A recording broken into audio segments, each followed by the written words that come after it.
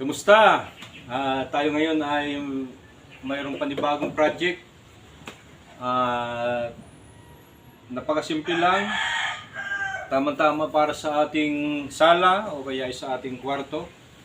At sa pamamagitan ng ating simpleng tutorial ay madali nating sundan. At kung inyong nagustuhan ang video ito ay please like and subscribe at salamat sa mga patuloy na sumusuporta sa ating channel. Ang gamit natin ngayon ay ang maple wood stain. At lagyan natin ng 30% ng Hansa yellow at 30% ng lamp black at 50% ng bulletin red. Ayan, natin siyang ipag-halo-halo sa ating wood stain maple. At ito ang magiging resulta. Ayan. At gagamit lang tayo ng basahan para magpagawa tayo ng... Ayan, sa ating pinaka-base ay gamit tayo ng flat wall enamel. Ayan, lagyan lang natin ng tinting color na kulay red para maging kulay pink. Ngayon ay maghahagod tayo at nagsasaw ito, basahan sa ating wood stain at banayad lang ang ating paghagod. Pag medyo maputla ay babalikan natin. Napakabilis.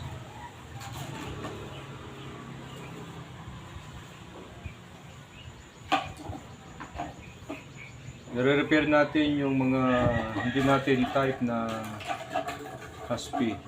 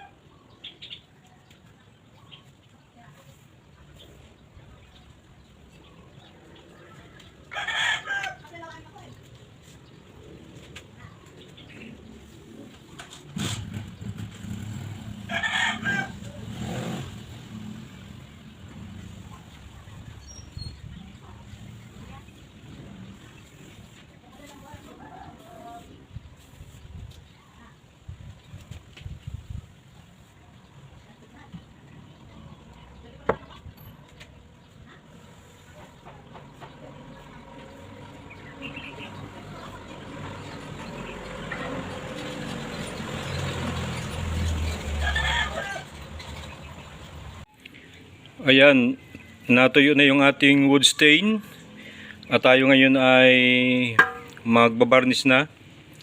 Gamit natin itong polyurethane wood varnish.